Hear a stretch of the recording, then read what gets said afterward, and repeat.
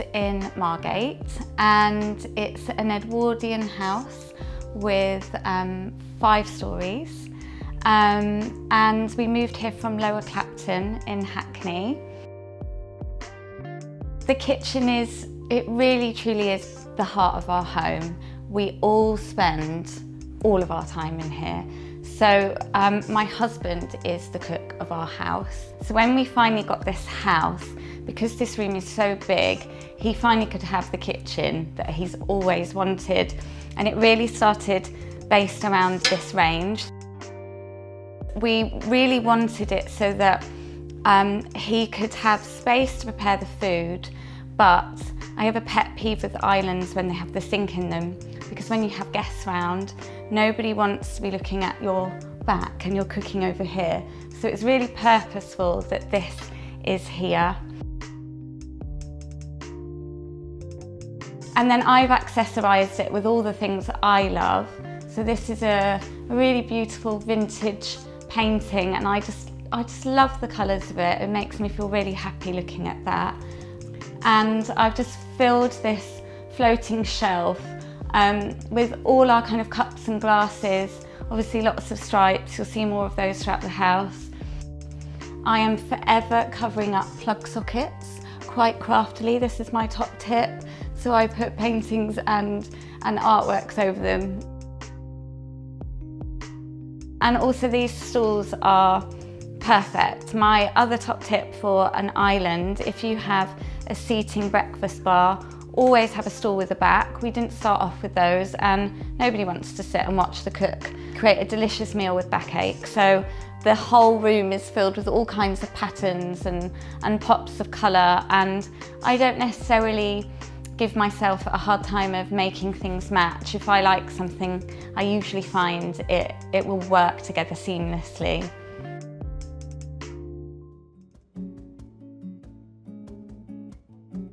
My kitchen gets a lot of use. It's the heart of the home. So although it's a galley kitchen, it's certainly bigger than any kitchen that I've ever had before in London. And I love to cook, I love to entertain. This is not my forever kitchen, but I've decided to make it as good as I possibly can.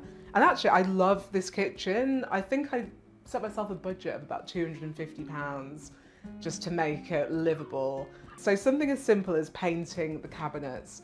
These were a really shiny white.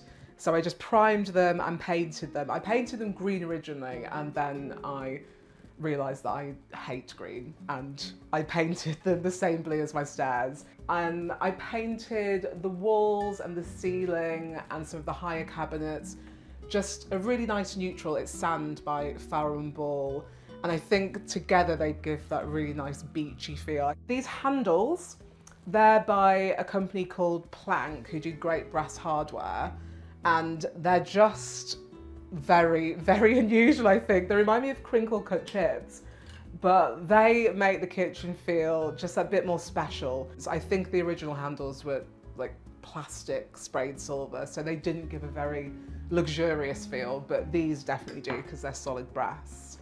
The floor in here I painted myself, which was a Herculean task. It took me about 6 weeks.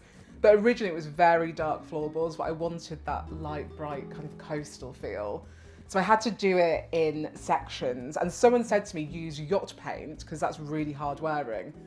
Which it is, but it takes a week to dry. So between each coat, it was a very sticky situation. It was very difficult. I had to kind of cordon off areas and make pathways where I could walk, but it was worth the effort. I think that the effect is very nice, but I will never do it again.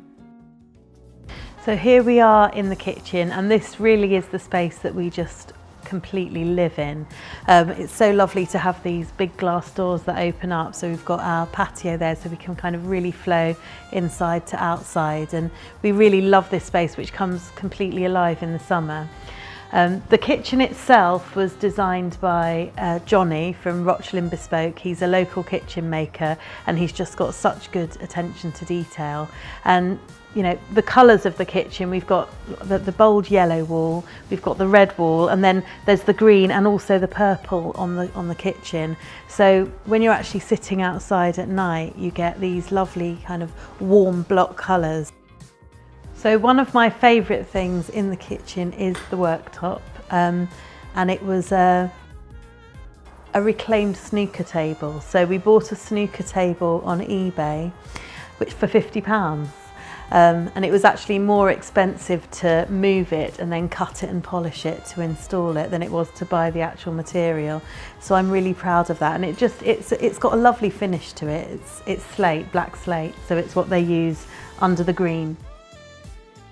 So the art wall here is, it's a real focal point of the kitchen, and we were trying to work out how we could home all of our friends' artworks. A lot of this work is made by local Whitstable artists who we like to support.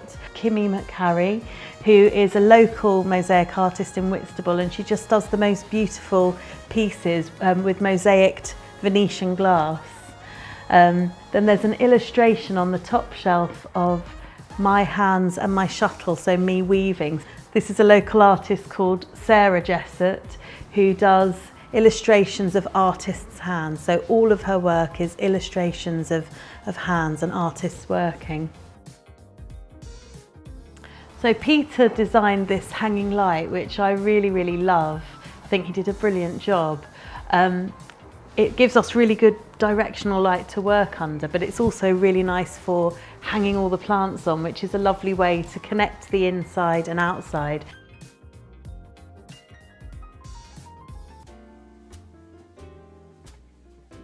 The kitchen is a galley kitchen, but a bit wider than any galley kitchen that I've had before. When we first moved in, it was almost like being in a caravan. There's a seating area up here, no boiler, no radiator, no pipe work, and there was polystyrene tiles on the ceiling.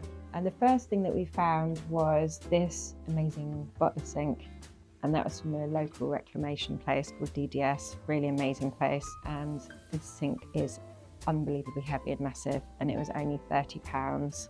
And it's from an old school. For a while, that was my kitchen.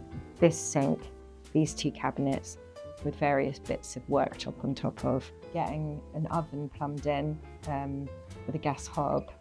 And the moment I could make a jacket potato, I started to care less about anything else that was going on for a little bit, because I was quite happy. Next I found this. It's a draining board, but it's really, really heavy. They don't normally survive as long as this one has been around. It's about 100 years old, and this was only £25, and it goes really well with the sink. And then our amazing carpenter and artist, Rucky, found all the other reclamation to go with the Iroko cabinets that we got originally as well. And these are actually from a school. They're the gym, where the gym bars would have gone, and they have all the original numbers on as well. Next funny thing that we found was this incredibly long piece of wood. I think it was actually free, and it's the back of a church pew. So one piece of wood, and then it was stained to blend with everything else that's here. My thought behind using proper wooden cabinets was it was really affordable way to buy them secondhand, and if they've been around as long as these have, they're probably going to last the same time again because of the craftsmanship. When we first arrived here, it was a very basic Ikea kitchen, which had actually, I think, been put on carcasses of older kitchens. It was really difficult to even know where to scratch the surface here, and in the end, the solution has been vinyl. As you can see, all of the surfaces here have been covered in vinyl. What I did was completely change the kitchen cabinets. So I had MDF cut to turn them into like shaker style. So you can see here, you've got the relief. It was then painted in Rust-Oleum kitchen cabinet paint, which is specifically made for laminate. So you can paint it straight onto laminate, and it is really, really fantastic. So because I couldn't, you know, totally redo the kitchen and all of that stuff to bring personality into this space, I've obviously used quite a bright palette, the dark blue and the terracotta. And I've also tried to bring in really a lot of decorative elements. So we've got a lot of fabrics in the kitchen. I've made these curtains and there are some matching stool cushions there. In this lovely hatch feature, we've got the shelving, and on both sides I've added this scallop trim color coded. So on that side it's green, this side it's blue.